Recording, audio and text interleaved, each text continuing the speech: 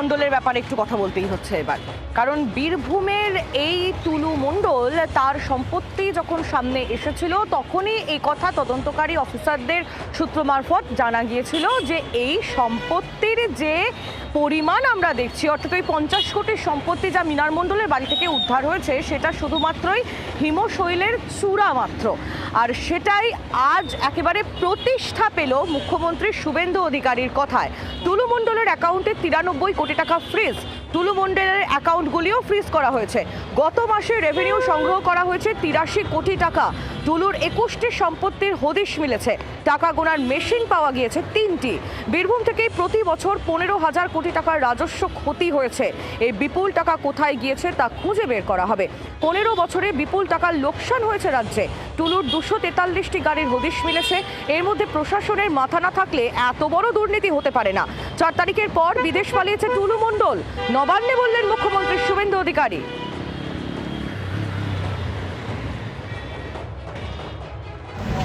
গভর্নমেন্টের সময়ে যেখানে পাথর থেকে বছরে 60 থেকে 80 কোটি টাকা রেভিনিউ আসতো, সেখানে 11 মে থেকে 11 জুন, মানে আমি 9 মে চার্জ নিয়েছি, অফিস করেছি 11 মে 2026 ফার্স্ট অফিস।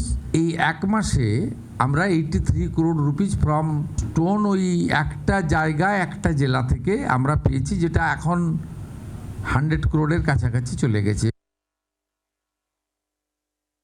এটা সম্পূর্ণ একটা ভিত্তিহীন অভিযোগ। একেবারে একটা প্রাক্তন মুখ্যমন্ত্রীকে এইভাবে জড়ানোর কোনো মানেই হয় না। আর যদি এই ধরনের কথা বলার আগে আমার মনে হয় যে মুখ্যমন্ত্রী এখন যিনি আছেন তার হাতে তো পুলিশ রয়েছে। আপনি প্রাক্তন মুখ্যমন্ত্রী বা কারোর নামে এই ধরনের হাওয়ায় অভিযোগ ছাড়ছেন কেন? আপনার কাছে যদি তথ্য প্রমাণ থাকে সেটা মানুষকে দেখান। মুখ্যমন্ত্রী শুভেন্দু অধিকারী তার বক্তব্য আপনারা শুনছিলেন।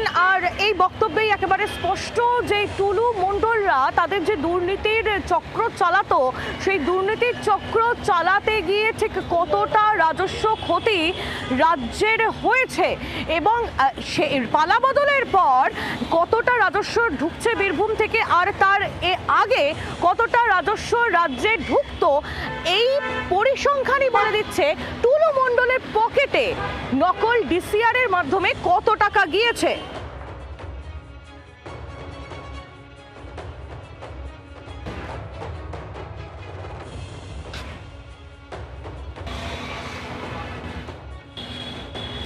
টুলু মণ্ডলের কোনো খোঁজ পাওয়া যাচ্ছে না, সে বিদেশে পালিয়েছে এমনটাই খবর পাওয়া যাচ্ছে।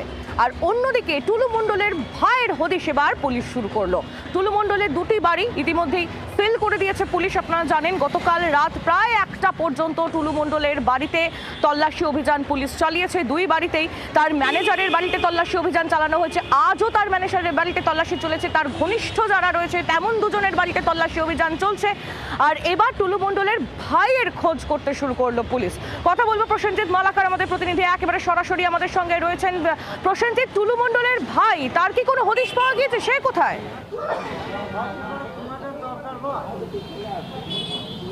দেখো, একেবারে আমরা যেটা জানতে পারছি যে তিনি এইখানেই রয়েছেন এবং তার সাথে আমি প্রথমে একটু দেখানোর চেষ্টা করবো। তুমি দেখতে পাচ্ছ আমার পেছনে যে বাড়িটি, এই বাড়িটি কিন্তু হলো টুলু মণ্ডলের দাদা মশির উদ্দিনের বাড়ি। আর সেই মশির উদ্দিনের যে বাড়ি, সেই দাদার সাথে কিন্তু এখন এই মুহূর্তে পুলিশ প্রশাসনে তারা ভিতরে রয়েছেন, কথা বলছেন। একদিকে যেমন তল্লাশি চলছে, পাশাপাশি কিন্তু তার দাদার সাথে জিজ্ঞাসাবাদ কথাবার্তাও চলছে, এমনটা কিন্তু আমরা পুলিশ সূত্রে জানতে পারছি। আর সবথেকে বড় বিষয় তুমি জানো, তুমি যেমনটা বলছিলে যে কিছুক্ষণ আগে তুমি দেখলে যে মুখ্যমন্ত্রীর বক্তব্য মোতাবেক একটা জিনিস স্পষ্ট, যে কত টাকা উপার্জন হতো এবং কত টাকা টুলু মণ্ডলের পকেটে গেছে। কিন্তু সবটা যখন টুলু মণ্ডলের পকেটে গেছে এমনটা তো নয়, তার পাশাপাশি আরও অন্যান্য জায়গাতেও এই টাকার ভাগ পৌঁছেছে এমনটা মনে করা হচ্ছে। ফলে সে জায়গায় দাঁড়িয়ে এই যে টাকার ভাগগুলি পৌঁছেছে, কোথায় গেছে, কোথায় রাখা হয়েছে এবং টুলু মণ্ডলের কাছে যে টাকাগুলি ছিল সে টাকাগুলি কোথায় রাখা হচ্ছে, যেমনটা তুমি একবার উদ্ধার হতে দেখেছো, কিন্তু তার পাশাপাশি আরও কোথাও তো রাখা থাকতে পারে। সেই রকম তুমি দেখেছো যে ইতিমধ্যেই মুখ্যমন্ত্রী জানিয়েছেন যে একেবারে টুলু মণ্ডলের বিভিন্ন যারা রয়েছেন, পুলিশ থেকে শুরু করে তার যারা পরিচিত, তার ম্যানেজার, তার পরিবারের লোক, তাদের সবার বাড়িতেই কিন্তু আস্তে আস্তে রেড চালাচ্ছে পুলিশ। এবং এই মুহূর্তে একেবারে টুলুমণ্ডলের যে দাদা মসিরুদ্দিন, তার বাড়িতেও কিন্তু এই মুহূর্তে রেড চলছে। পুলিশ রেড চালিয়ে রীতিমতো ভেতরে তল্লাশি করছেন, কিছু পাওয়া যায় কিনা সেটা অবশ্যই দেখার। তার পাশাপাশি যারা পরিবারের লোকরা রয়েছেন তাদের সাথেও কিন্তু কথা বলছেন বলে আমরা জানতে পারছি। এবং পুলিশ সূত্রে খবর যে এই মসিরুদ্দিন তার দাদা, তার সাথেও পুলিশ কথা বলছেন, তার সাথেও তল্লাশি করছেন, তার সাথেও জানার চেষ্টা করছেন যে এই টুলু মণ্ডল কোথায় আছেন, কিভাবে গেছেন, বিদেশে পালিয়েছেন কিনা, বা অন্য কোনো মুভমেন্ট ছিল কিনা, ব্যবসায় কোথাও টাকা রেখেছে কিনা। এই মসিরুদ্দিন তার দাদা, সেও কিন্তু পাথর ব্যবসার সঙ্গেই যুক্ত ছিল।